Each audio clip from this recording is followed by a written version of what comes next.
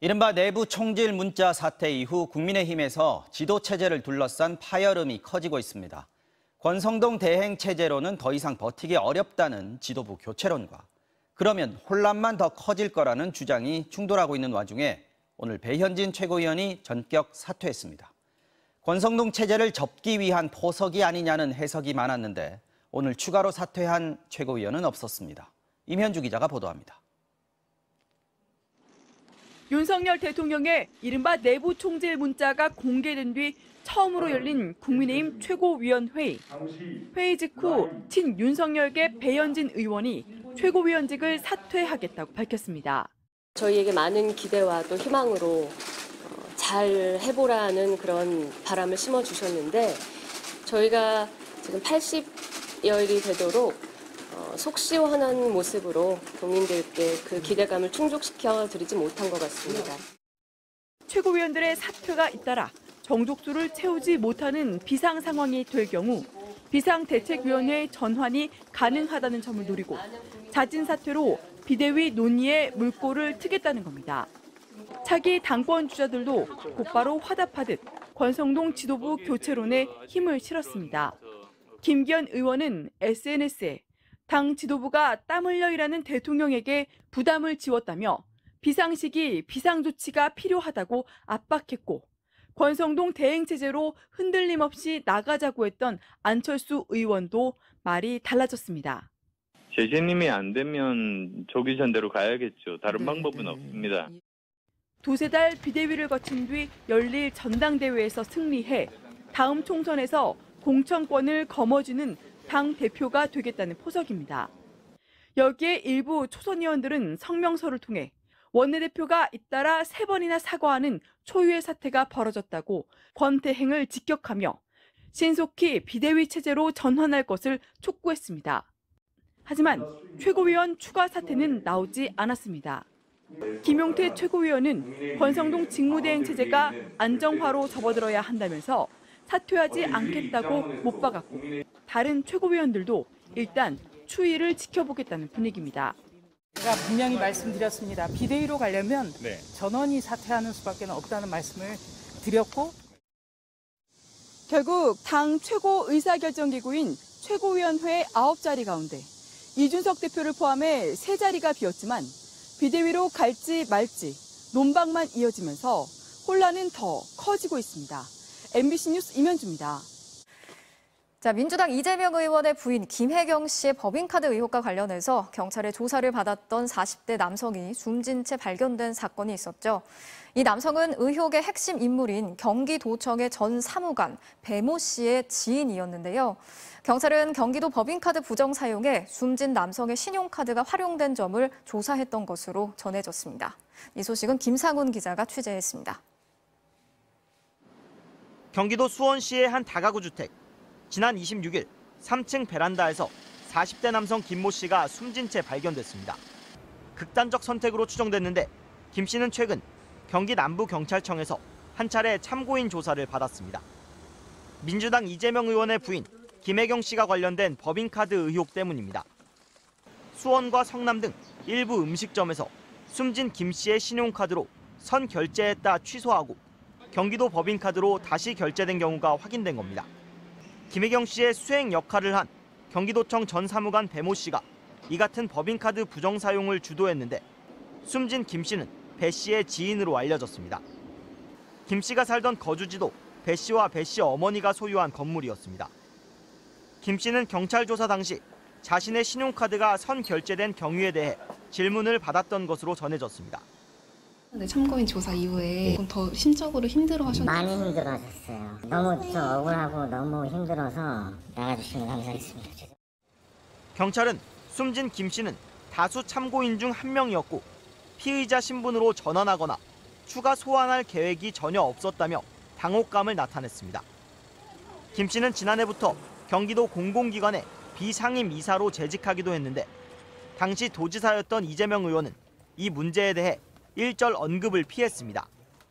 보타를 바꿔치기 한 분이 그분이라고 들어봤는데 한 말씀만 더 부탁드립니다.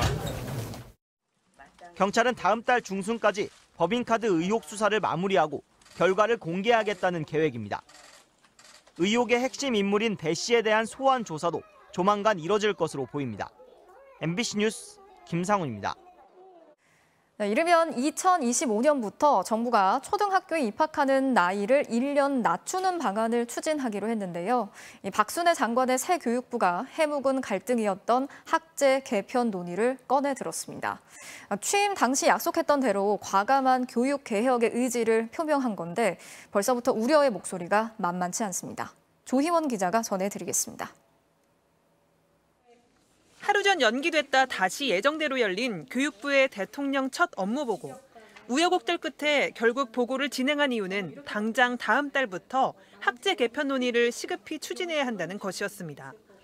핵심은 현재 세는 나이 8세, 만 6세이던 초등학교 입학 연령을 만 5세로 1년 낮추겠다는 것. 지역이나 가정 여건으로 인해 발생하는 출발선상의 교육 격차를 조기에 국가가 책임지고 해소하기 위해 교실 과밀화와 교원 부족 문제를 고려해 2025년부터 단계적으로 취학 연령을 앞당기겠다는 구상입니다. 첫 해에는 만 6세인 2018년생과 만 5세인 2019년 1월에서 3월생이 동시에 1학년이 될 것으로 보입니다. 이렇게 하다 보면 2029년에는 모든 아이들이 만 5세에 입학하게 된다는 설명입니다. 사회 진출도 앞당겨져 저출산 고령화 시대에 인력을 보충할 수 있는 대안이 될 수 있다는 것인데 당장 우려의 목소리가 나옵니다. 우선 놀이 위주의 교육이 필요한 만 5세의 발달 특성을 고려하지 않았다는 비판이 거셉니다. 지식 중심 교육을 아무래도 되잖아요. 지는 아이한테 빨리 일어나서 뛰어가라라고 하는 그런 식의 정책을 피는 것 같아서 굉장히 안타깝고. 2025년부터 4년 동안만 학생 수가 늘면서 입시 경쟁률도 높일 수 있어 학부모들도 부정적입니다. 무엇보다 누리과정 등 교육과정 전체를 대대적으로 개편해야 하는 과제가 만만치 않습니다. 이전 정권에서 논의됐던 것들과 거의 대동소이한 방안이고 또 갈등만 부추기다가 무산되는 그런 전철을 밟을 것이 분명하다. 현재 복지부와 교육부가 각각 관리하는 어린이집과 유치원의 관리를 교육부 산하로 통합하는 방안도 함께 추진합니다. 하지만 관련 단체들의 반발 등으로 40년 넘게 해묵은 갈등이었던 유보 통합이 실현될 가능성은 미지수입니다. MBC 뉴스 조희원입니다.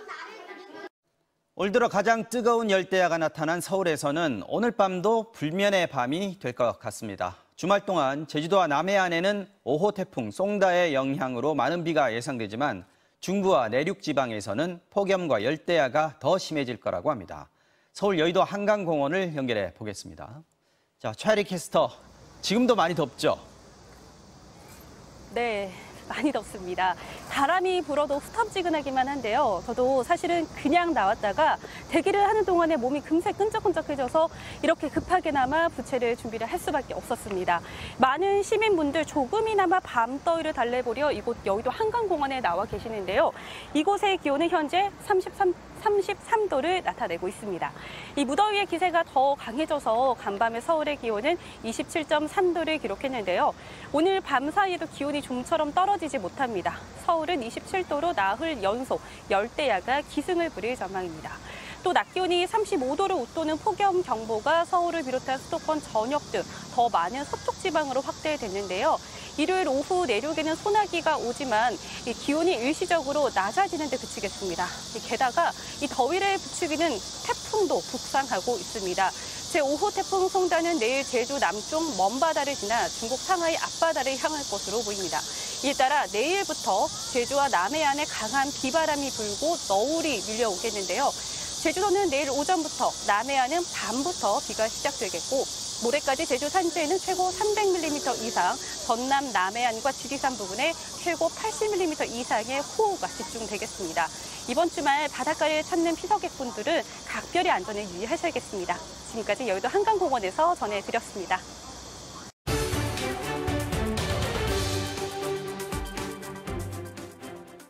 경험해보신 분들은 잘 아실 겁니다. 요즘 서울 도심에서 한밤에 택시 잡기 너무 힘들죠. 사회적 거리두기가 풀린 뒤로 택시 대란 얘기가 계속 터져 나왔지만 밤거리의 풍경은 아직도 그대로입니다. 이런저런 대책이 나왔지만 좀처럼 약발이 먹히지 않는 건데 왜 그럴까요? 군하연 기자가 현장을 취재했습니다.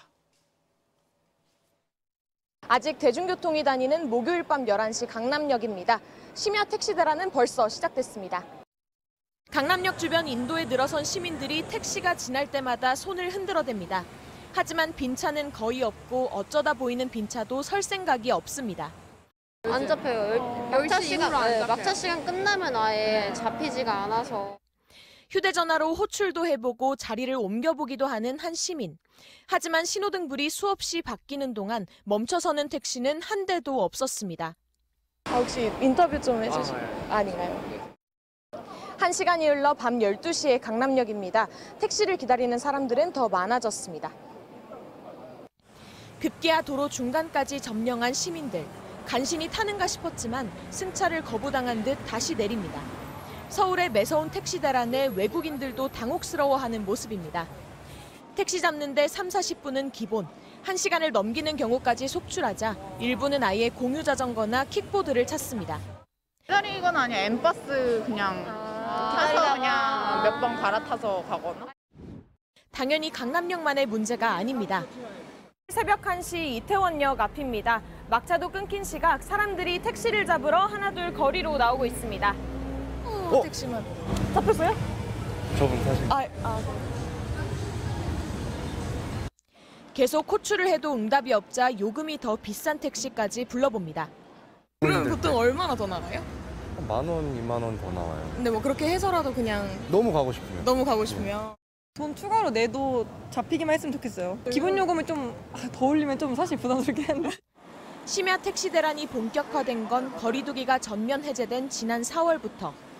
코로나 사태로 승객이 줄자 회사에 매일 산업금을 내야 하는 법인 택시 기사들이 대거 이탈했던 겁니다.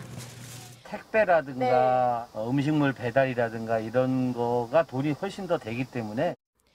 그래서 개인 택시 비중이 크게 높아졌는데 개인 택시 기사의 72%는 심야 운행이 어려운 60세 이상입니다.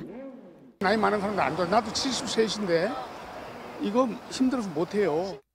국토부는 심야 시간대에 한해 요금을 올리는 탄력 운임제와 승차 공유 서비스 확대 등을 추진하고 있습니다. 하지만 법인 택시 기사 공급을 유도하기엔 부족하다는 반응이 나옵니다. 생계 유지가 좀 힘든 것 같아요. 이 기사들이 이건 내 직장이다. 네. 내 직업이다. 네. 그런 의식을 가지게끔 요금 제도를. 고질적인 산업재를 월급제로 바꾸고 기본 요금에 대한 사회적 논의에 착수하는 한편 승차 플랫폼을 다양화해야 한다는 게 현장의 목소리입니다. MBC 뉴스 구나연입니다.